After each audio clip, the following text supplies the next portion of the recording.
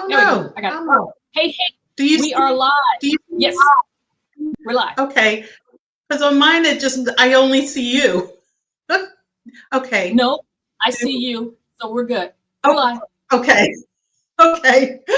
I'm sorry. I got my computer confused me so much. All I saw was you, so I thought I wasn't there. So, but welcome everyone to another Facebook Live with Dr. Nelva Bryant. Mhm. I am Greta Russo, and this is Dr. Bryant.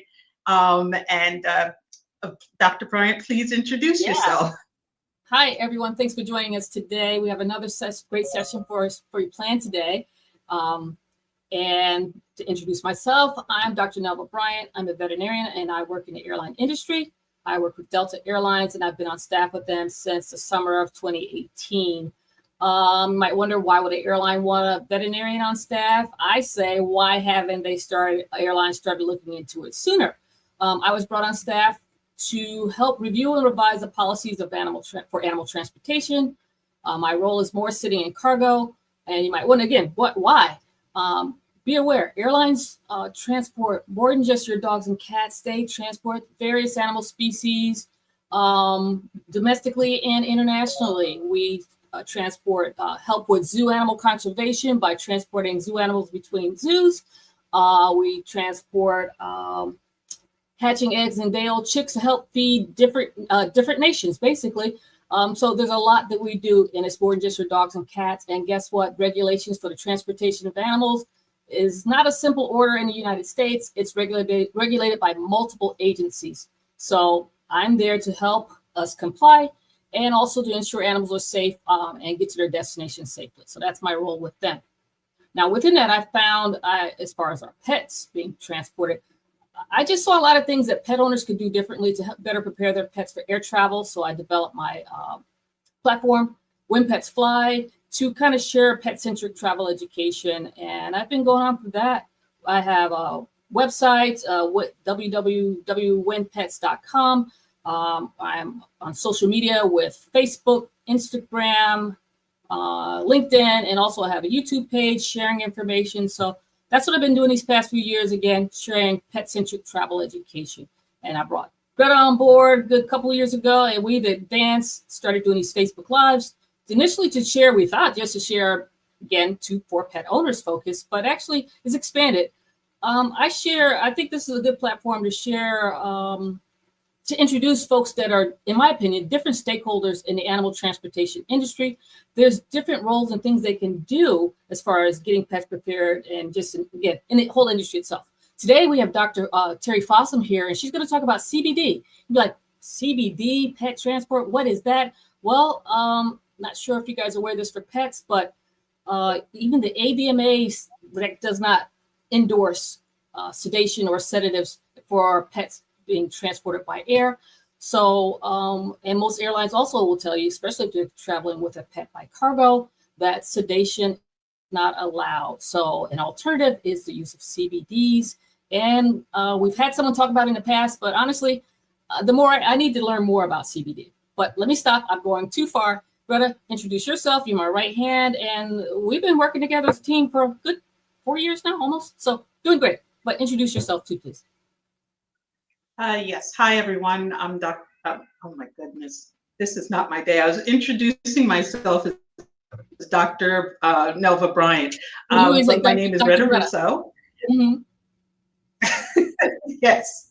I'm Greta Russo, and I work with Dr. Bryant in marketing and sharing the message with everyone about pets traveling, especially by airline. And it's been such a fun adventure because I've been learning along the way and really enjoying sharing all of the knowledge that Dr. Bryant has, as well as learning more and more beyond the scope. I know that we always have to make sure we are prefacing what we say in America, because we've, are proud to say that we've grown an audience that's worldwide, and we're so happy with that. So I want to give a shout out to India and the UK, as well as Australia and Brazil. So we are getting around the world, and I absolutely love it. So that being said, Dr. Bryant, do you have news to share with us today Well, on anything with travel? related to travel. I think I want to reiterate something I said the other day during our session, and it was about the temperature limits that an airline might have for transporting pets going by cargo or checked baggage. That's a regulatory requirement. So just be aware if the temperature, well, the regulations say if it's above 85 degrees Fahrenheit or for more than 45 minutes on a tarmac, that's actually a violation. If it goes over 45 minutes, a violation of USDA's Animal Welfare Act regulations in reference to that. So what airlines have done so they don't violate that is they've developed time as far as temperature limits so that they don't exceed that and be in violation. So I believe American has it where if anything's above 85 degrees Fahrenheit, they don't transport any pets again if it's either checked baggage or going by cargo. For Delta, we're a little more stringent. We've decided that it's going to be 80 degrees Fahrenheit, and this is going to be forecasted temperature. If it's forecasted to be above 80 degrees Fahrenheit, we will not transport pets. So I say this as a reminder to folks, it's in place for the safety and welfare of your animals and also to comply with USDA's Animal Welfare Act regulations. So that's why please don't try to go around that policy. Again, it impacts the safety and welfare of your pet during transport. So if you have a scheduled flight for your pet, again, check baggage cargo. Please check before going to the airport, check the forecasted temperature.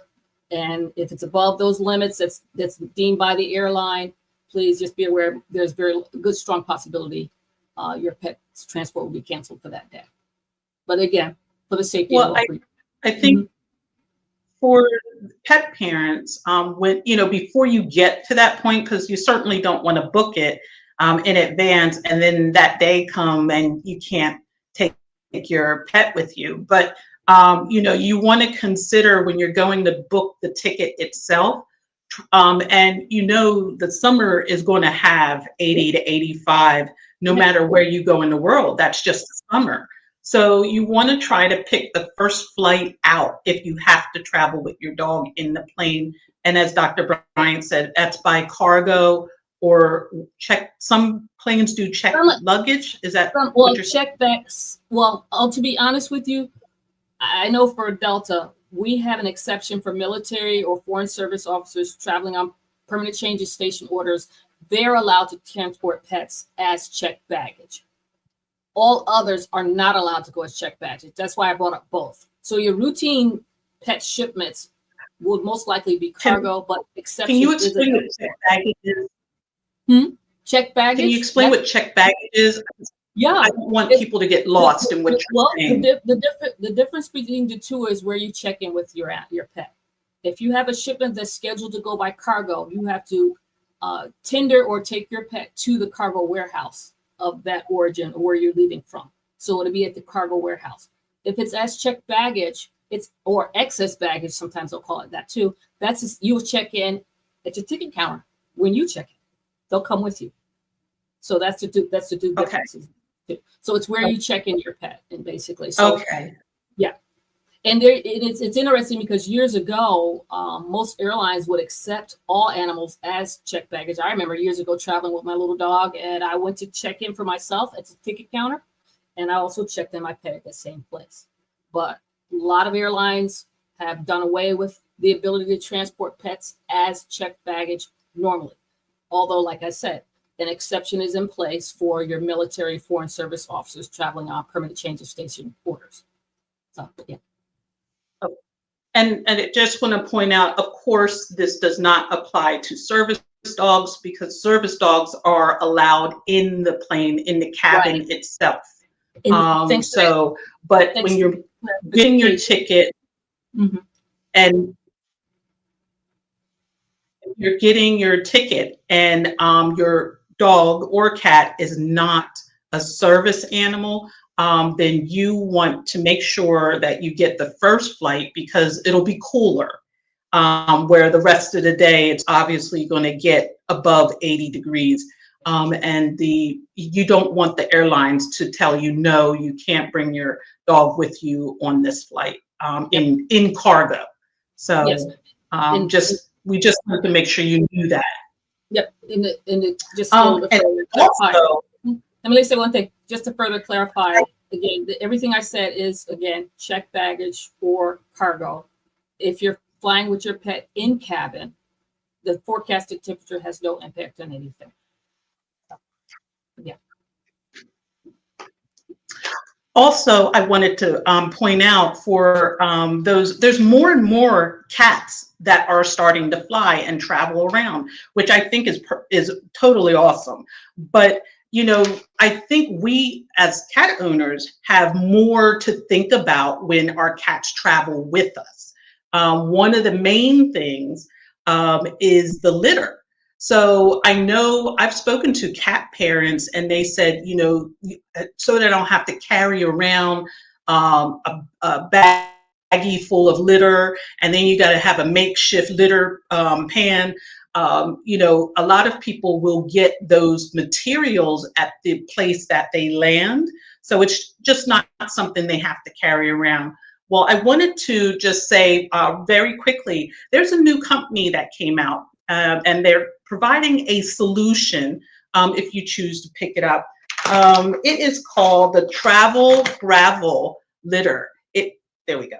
It is 4 pounds. Actually, I think it's lighter than that. But it's about 4 pounds of litter already in a pre-sealed package.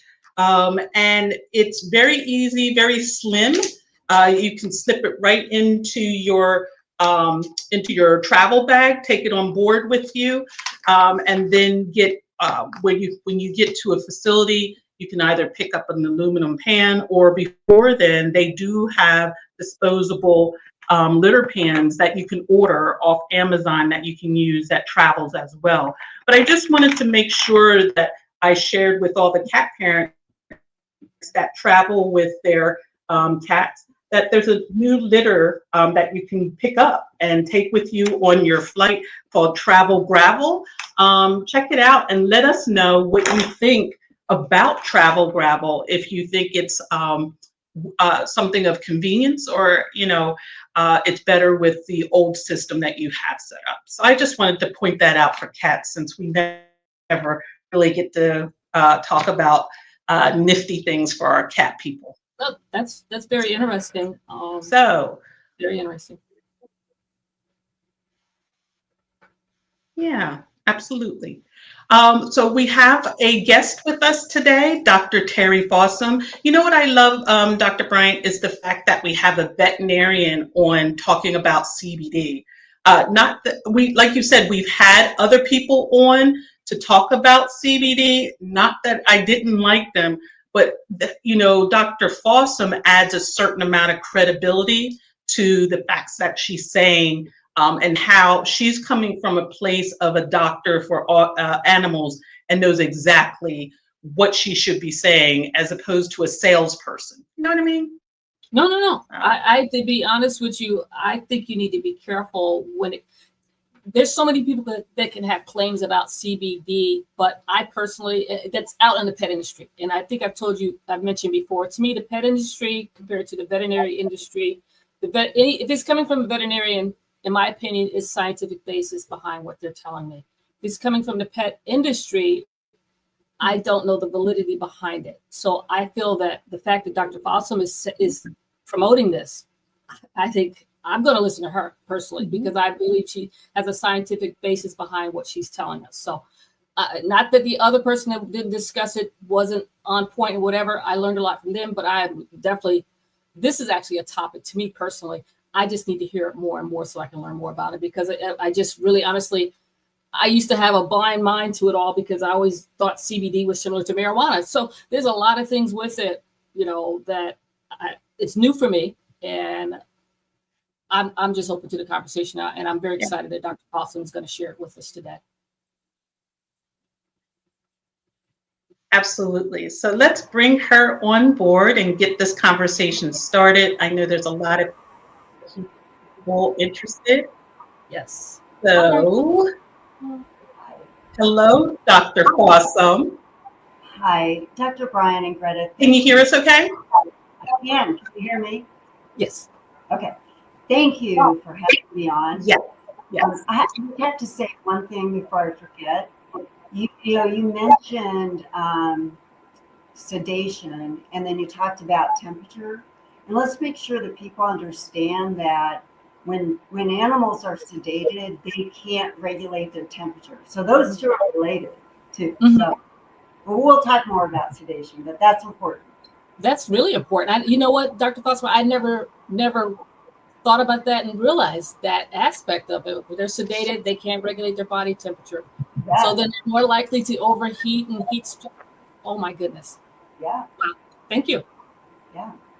Well, that's an important fact. So thank you so much. Dr. Fossum, I'm going to introduce you with your introduction you sent me, and then we are going to roll right into it. Okay.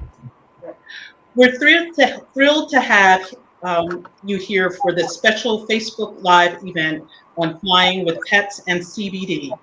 To kick things off, I'd like to introduce someone who truly needs no introduction in the veterinarian world, Dr. Terry Fossum.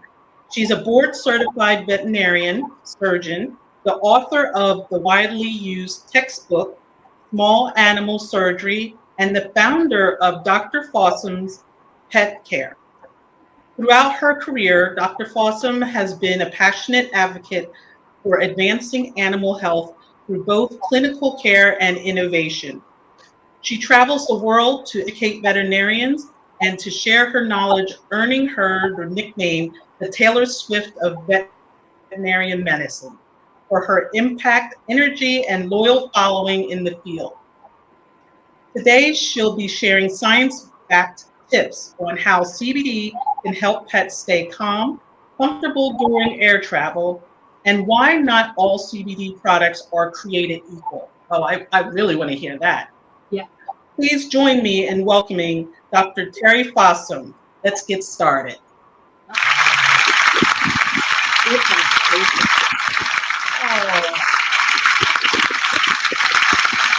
Oh, that's extra long. Okay. Awesome. Dr. Fossum, we're so excited with our clapping machine. And so it took us years to finally get that down pat. So that's the excitement of my day. Yeah. Well, thank you. And thank you guys again. Well, thank you for joining us. Yeah. No, my pleasure. Thank you. I'm going to go ahead. Dr. Fossum, please tell us more about yourself. Yeah, so as you said, I'm a board certified veterinary surgeon.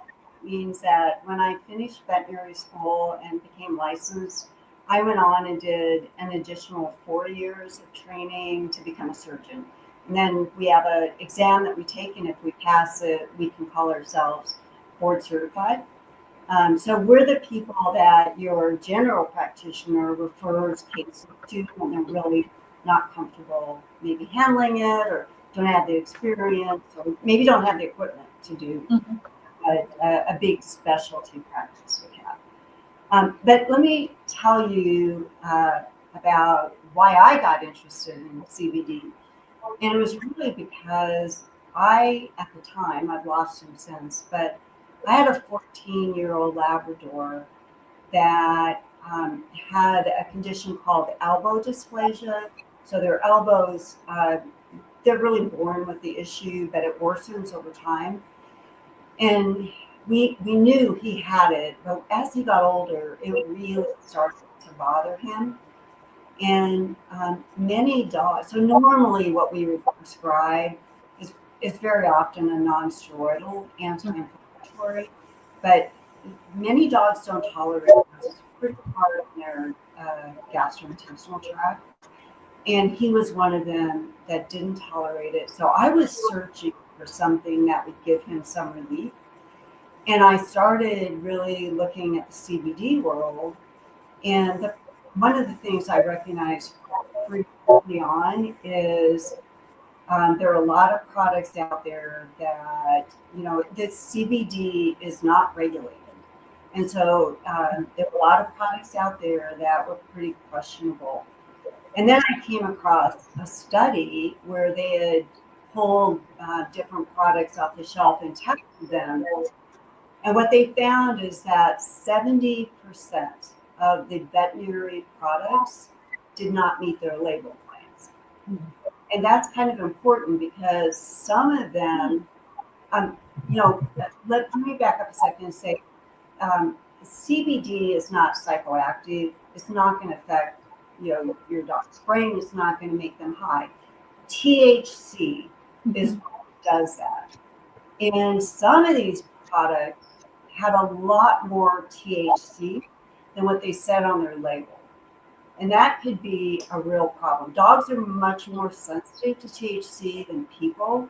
They have more receptors for it. So we're seeing veterinarians in general are seeing a lot more dogs with THC toxicity than we used to see. So these products had a lot of THC in them, and sadly, some of them had no CBD in them at all. They had hemp oil, and hemp oil does not have cannabinoids. So this plant is really interesting. The cannabis plant is what we call a soil remediator. It was actually planted around Chernobyl to pull radiation out of the soil. So what does that mean? It means that if your cannabis is grown somewhere where they use pesticides or herbicides, it's going to be concentrated in the flower, and that's where the cannabinoids are. So one of the things I always tell people is buy from a reputable company so you know that their label claims are real. And then make sure every reputable company will have done a certificate of analysis. What that means is that a third party is evaluating that finished product, see if it has heavy metals, pesticides, herbicides, and if it has the cannabinoids that it says it has. So that's a really important thing to check. And if you're not comfortable doing that, ask your veterinarian to do it for you, because it's really, really critical. One of the things that Dr. Fossum, just to, I'm sorry to interrupt.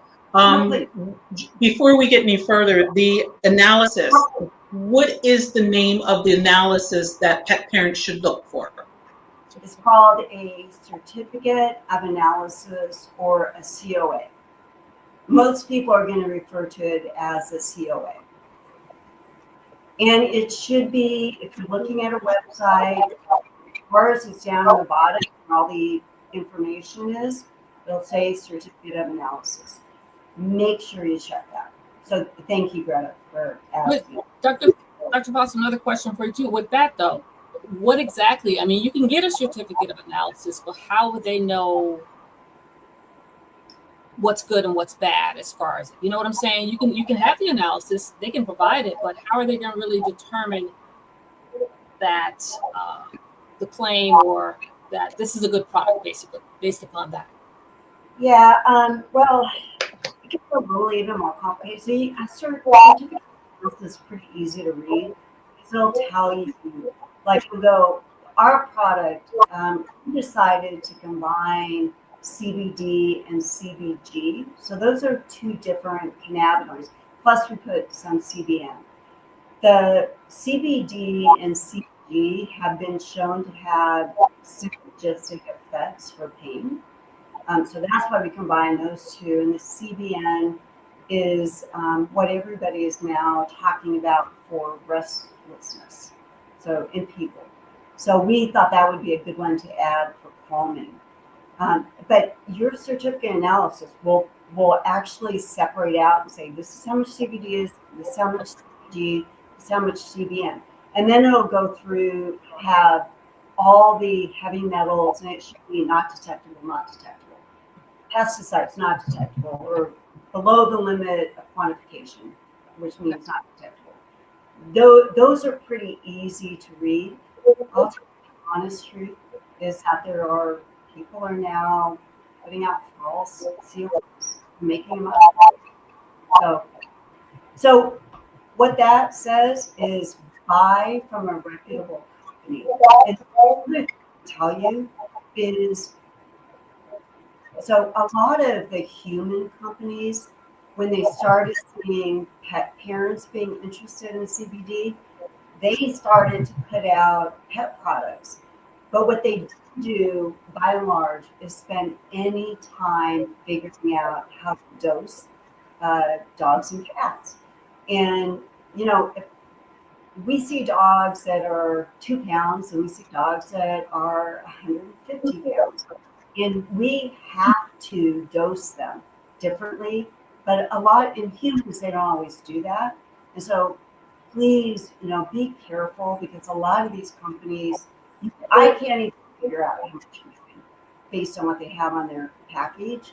So be careful. It's a reputable company that's making a pet product, and that's what they do. They're not a human company just trying to sell you something for pets. I see a question: is CBD safe for dogs and cats? And the answer to that is, I think, absolutely. I'll give you my own experience. So our product,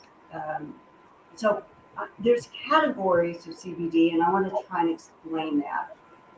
What you will see is there are products that are labeled full spectrum.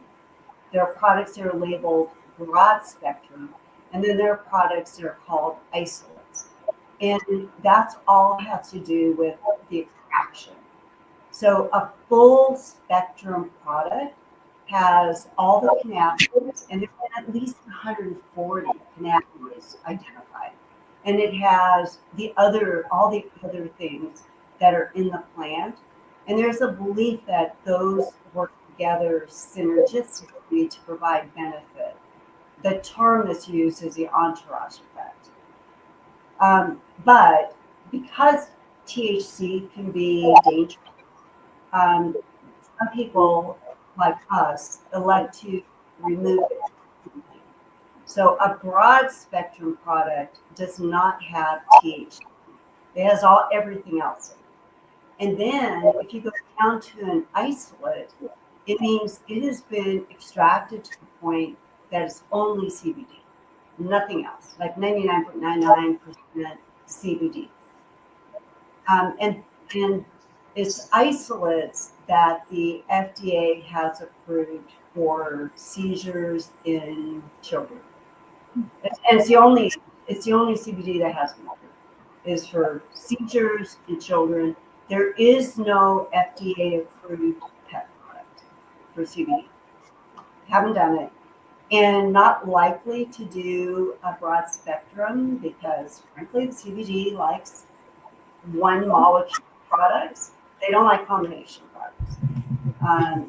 But they pretty much, there's so much use that pretty much lead people on. We just can't make claims. So, like, we don't say on our labeling that it's for arthritis or osteoarthritis. We can't say that. That's a claim. We can say for joint mobility. We can't say that it will treat seizures, although there's good information out there on seizures and CBD. Can't say that. We can't say it's anti-anxiety, but we can say it calms. It's just what we're allowed to say. On the safety issue, we had made a chew initially, and we didn't have any THC in it, just CBD and all the others. So it was a broad spectrum chew, and I had some sitting on my counter. I probably 100 chews, and my young Labrador managed to get it off the counter and eat the entire jar. And quite honestly, he'd have been really sick if there had been THC in the product. 2 hours after he ate it, he vomited, and then he was totally fine.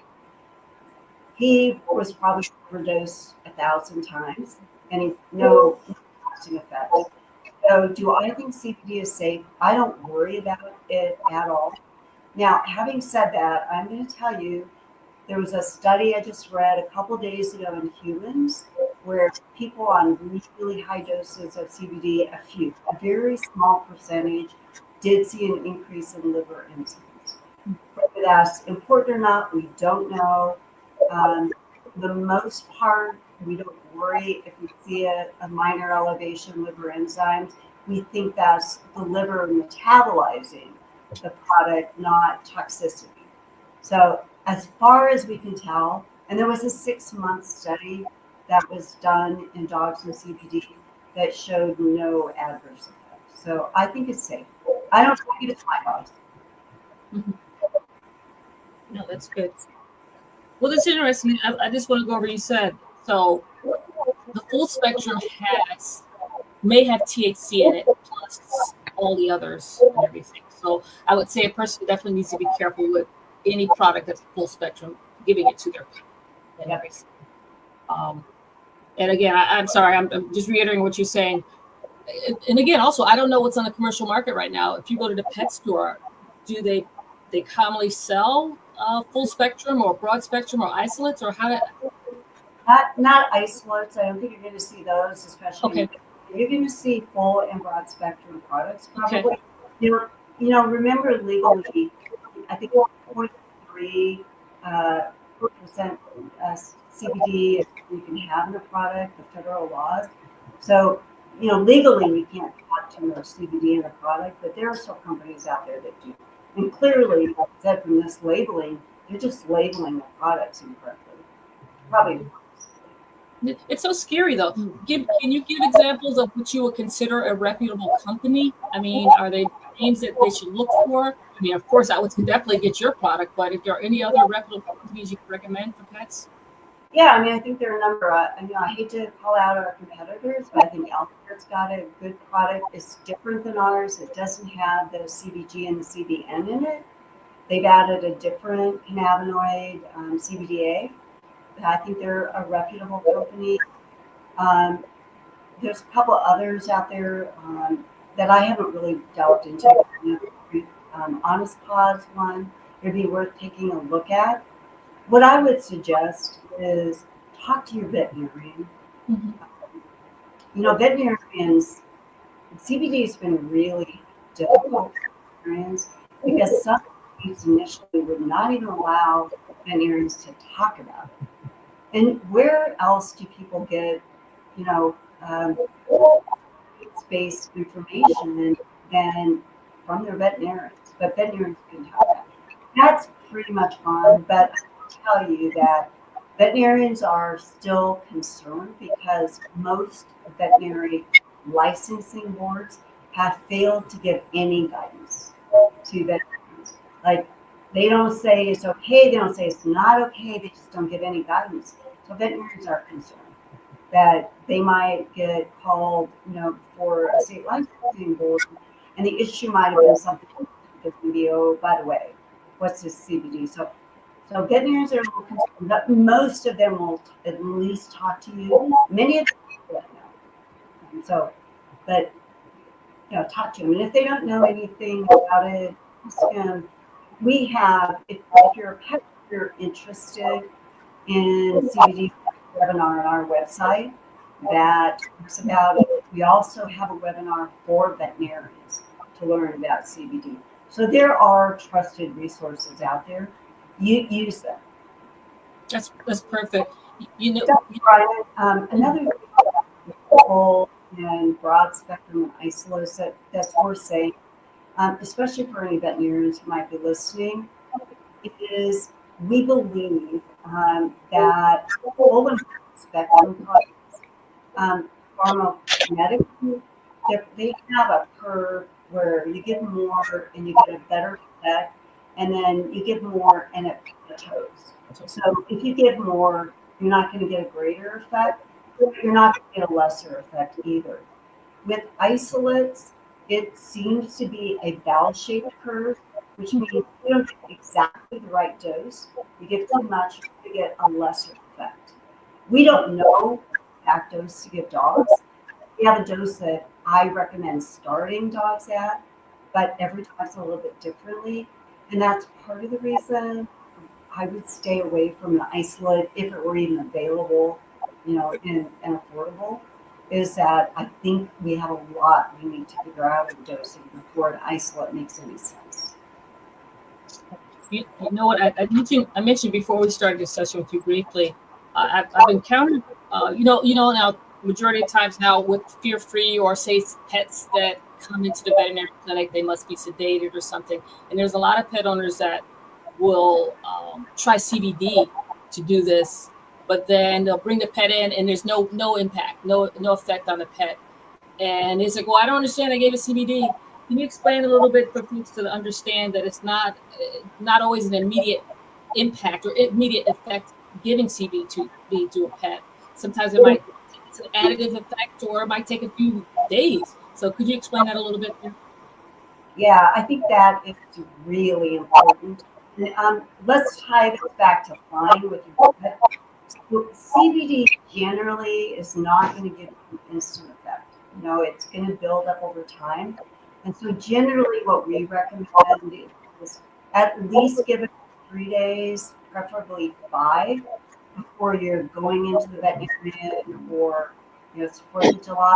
You don't want to start it July 3rd.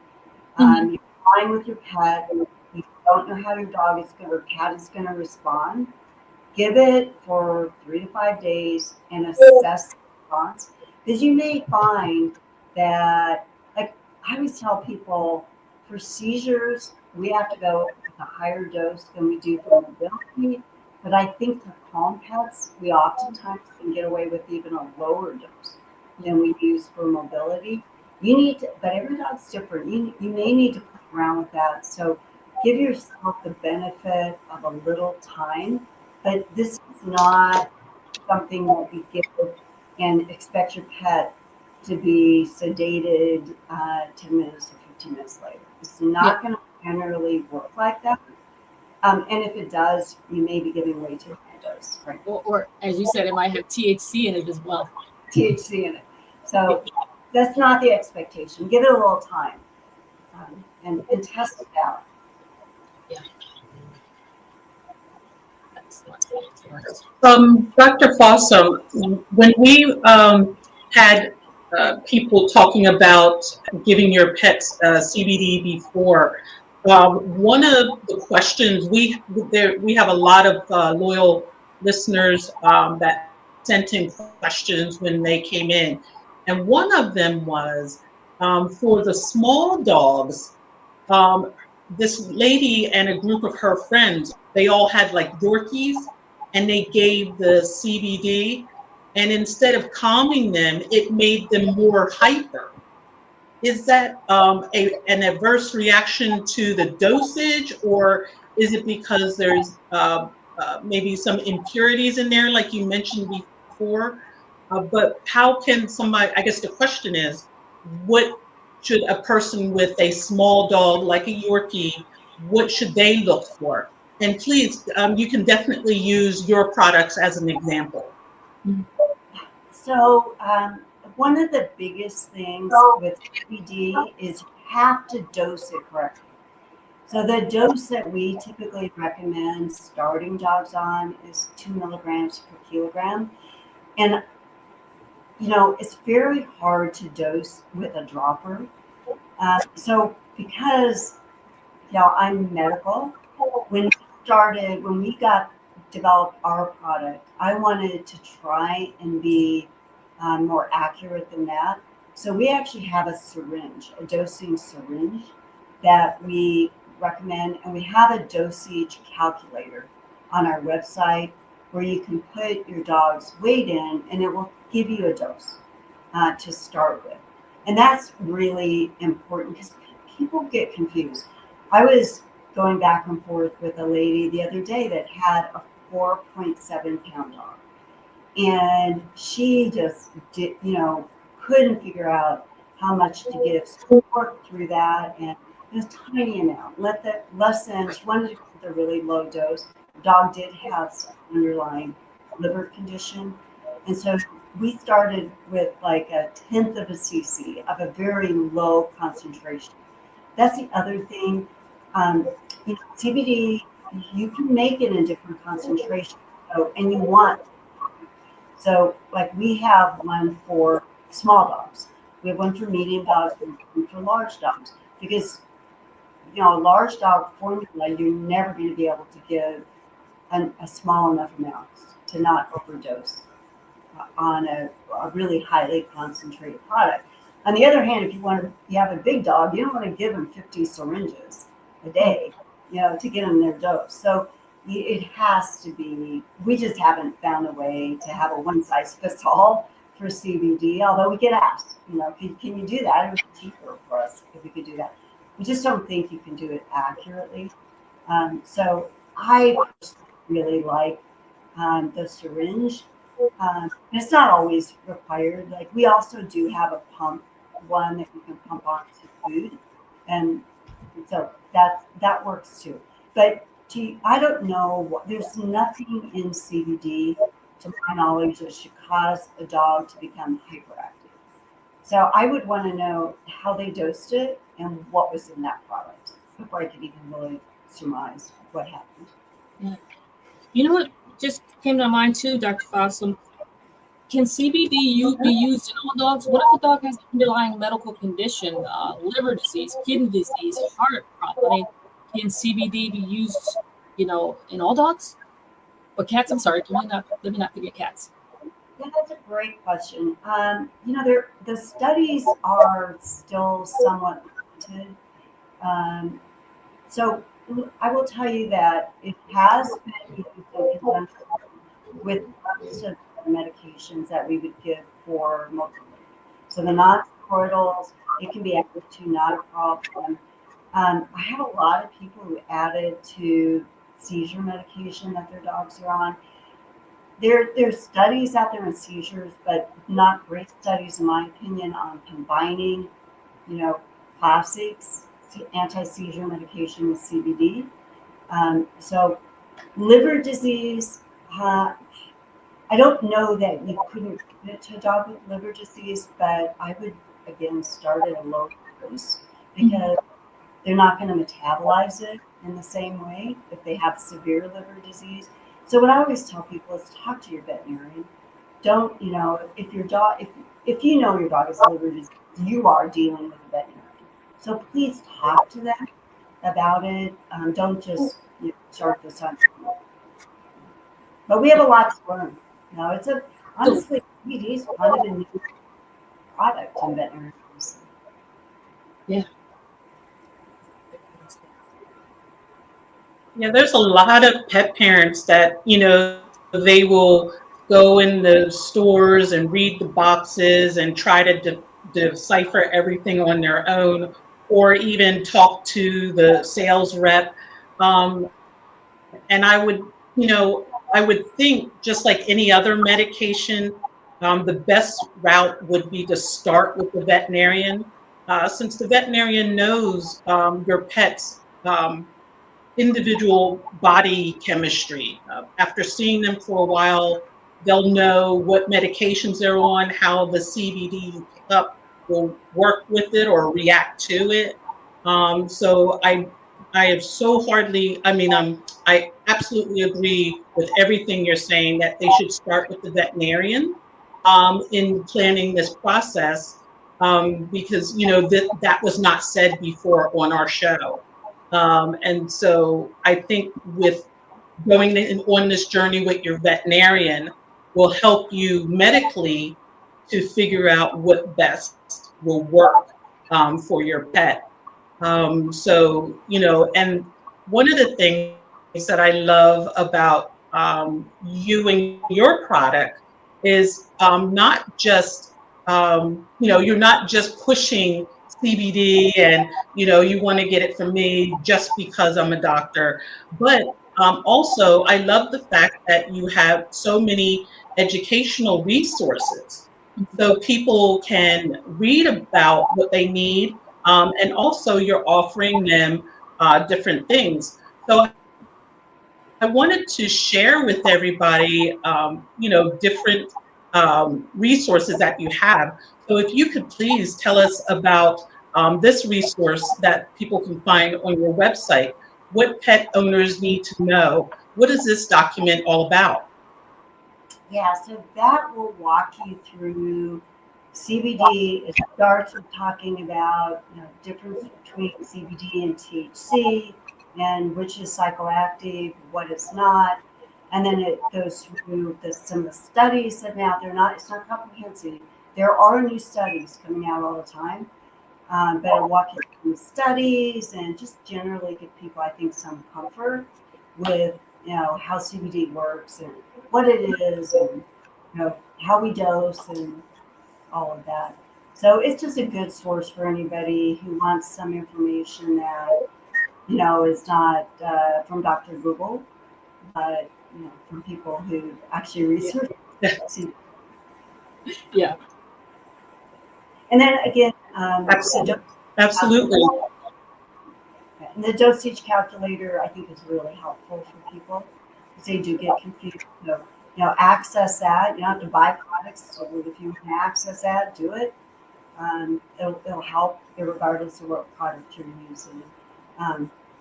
So, yeah, dose it correctly. I get people in that will come in with a bottle and they'll say, "This isn't working," and I'll go, "How much are you giving?" And they're like, "No, I give 3 droppers and full." And so then I have no idea how much you're giving, so I can't tell you if you're giving too much or too little. But I actually think CBD works not in every dog, but in a lot of dogs, and so a lot of times it's not dosing it correctly. Let me say one other thing. One of the things that we do see occasionally in dogs and sometimes cats, but really we've seen it more in dogs, and it's not common, but we do see some that will have diarrhea or off stools. And I don't believe it's the CBD itself, the cannabinoids itself. I think it's the carrier oil that's in the product. So that they will adapt to. So if you have that problem, give them a few days. Usually it'll go away. Okay. And then also, you have a fabulous book that is out called Senior Dogs Book for Pet Owners. So please tell us about this. Yeah, so that book is one that I did last year because I recognize that so many people had questions as their dogs got older, and I was motivated because my old dog, I had 2 actually about the same time, were 14 years old. So I knew they had a lot of questions. I wanted to try and answer questions more in a way that a pet owner really could understand. So what we did in that book is we took 5 top diseases that we see with old dogs, and we talk about it. We talk about the drugs that are commonly used, but then what we also put in there is a survey, so owners can fill out that survey and figure out where their dog is before they start medication, and then they can repeat that survey in 30, 60 days and assess if their dog is actually improved. Because sometimes it's kind of hard to tell, especially with mobility issues. So that's out there. People are more than welcome to use it. The product that we have that may be the most important is we see a lot of the old dogs with what we call canine cognitive dysfunction. Mhm. These are dogs that as they get older, they get confused. It's Alzheimer's in dogs. It's very, very similar to Alzheimer's. The only thing is it's more treatable. That's the good news. But these dogs get confused and they start walking around at night, pacing, and keep the owners awake, and they'll stand in a corner because they think they can get out. They'll go to the wrong side of the door but they've gone out for a decade on the right side, and now they stand at the hinge and they can't figure out how to get out. That is typically, people think it's normal aging. It's not always. It can be cognitive dysfunction. And we have a product for that. It's Western and Eastern ingredients combined. And we get a lot of people who call us crying because their dogs that they were going to put to sleep are now, they stopped abnormal behavior. I talked to a veterinarian yesterday that sells our products, and she used it on her own dog. And she said her dog like reversed in age, she thought. Have clients do that too. And the reason I mention that is that that's one of those diseases where doing a survey before and then 30 or 60 days later can really help the owner see how much your dog or cat, or well, we saw that part for dogs, has improved. So, so do those surveys. They're in the book, written. They're on our website. Access them digitally. I think the information in there really should be helpful, and it will tell you when we really think you should go to a veterinarian and when maybe you can try and manage this without that. Yeah, that's great. I know that cognitive disorder. That's amazing. Really devastating to see. So you're saying you have something actually they can treat and help them improve. That's wonderful. It really does. We actually developed it thinking that it would be a preventative, but it's hard. People don't think about it. But what we found we did a small study. Admittedly, it was small, but what we saw was almost a 40% improvement in cognitive scores in 30 days. And that was enough to reverse many of these clinical signs that really bother people. So it That's incredible. Yeah. What is the name of the product again that helps with that? It's called CogniCaps. COGNI caps.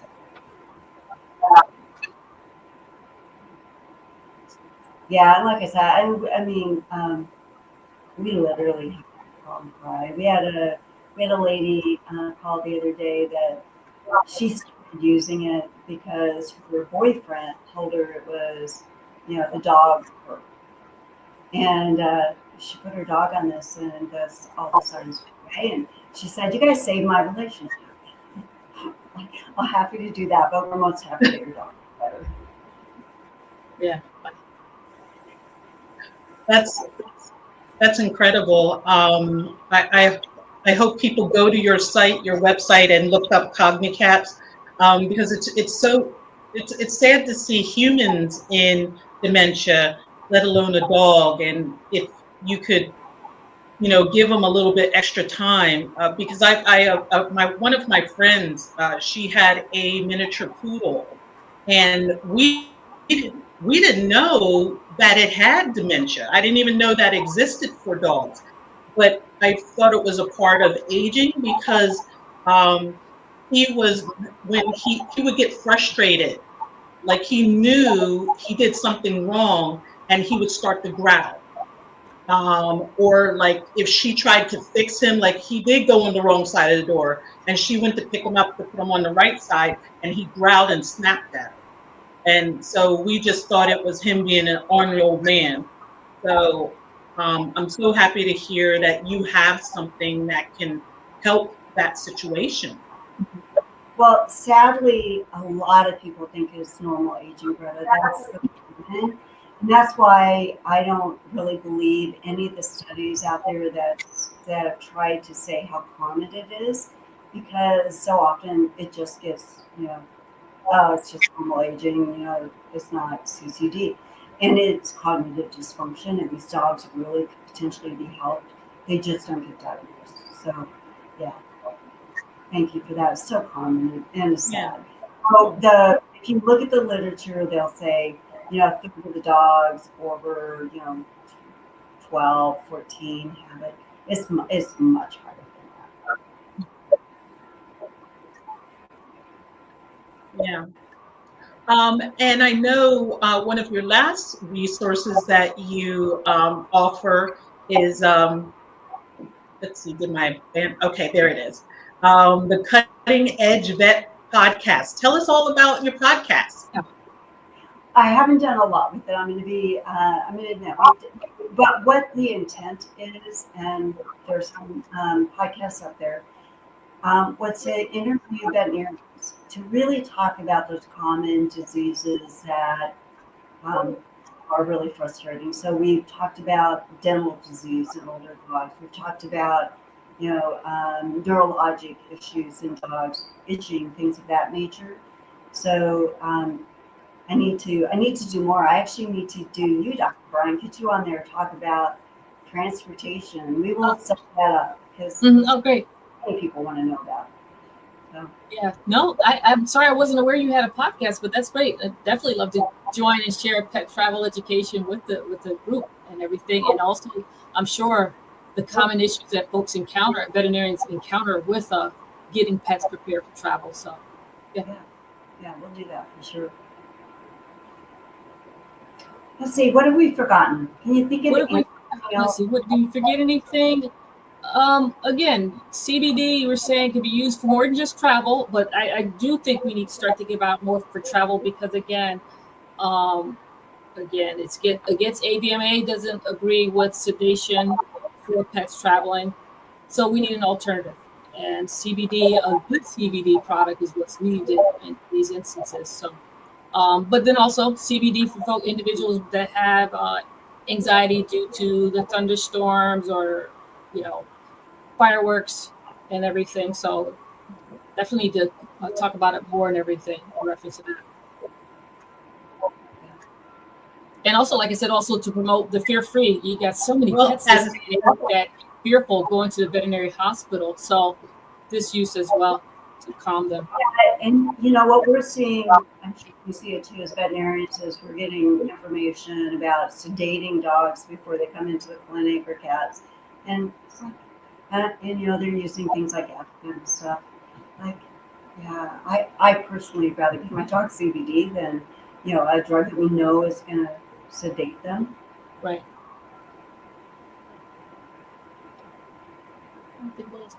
Miss anything else? Well, I'd like to share with pet parents that, yes, I'd like to share with pet parents, definitely if you want to learn more about CBD and the different things that it can help your cat or dog, please go to Dr. Terry Fossum's website where you can read up on her products that are science-based and backed by a doctor. And more importantly, I love the fact that you have a calculator that can help you figure out exact dosage for your pet, because just like everything, it's not one size fits all. So I think that's very, very important, not to mention the other resources that Dr. Fossum has on her site to help educate you in more aspects, especially in the fact that you should do your research on any product, not including Dr. Fossum's, and look for the certificate of analysis.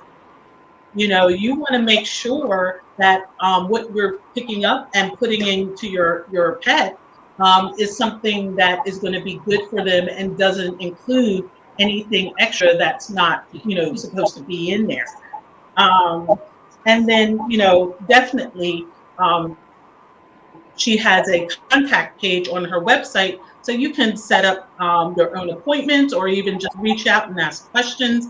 Who better than a doctor to ask questions about CBD? So I highly encourage pet parents to reach out to Dr. Fossum and learn more on her website, Dr. Fossum's with an S at the end.com.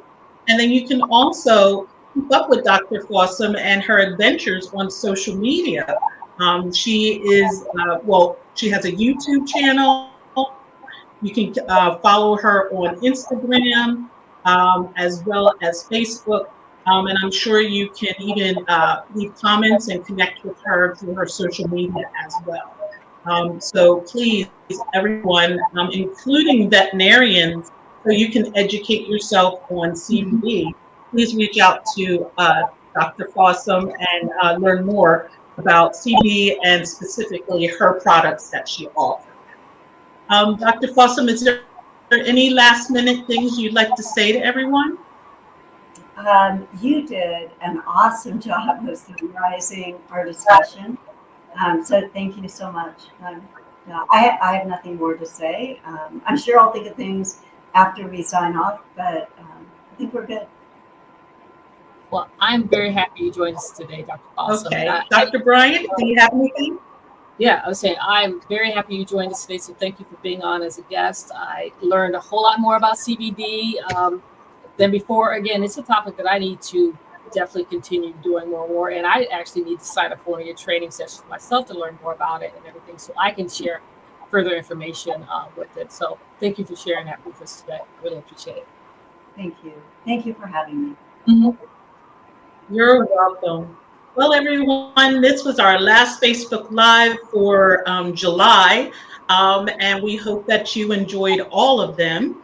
And we have another set of amazing conversations set up for August, so we look forward to seeing you then.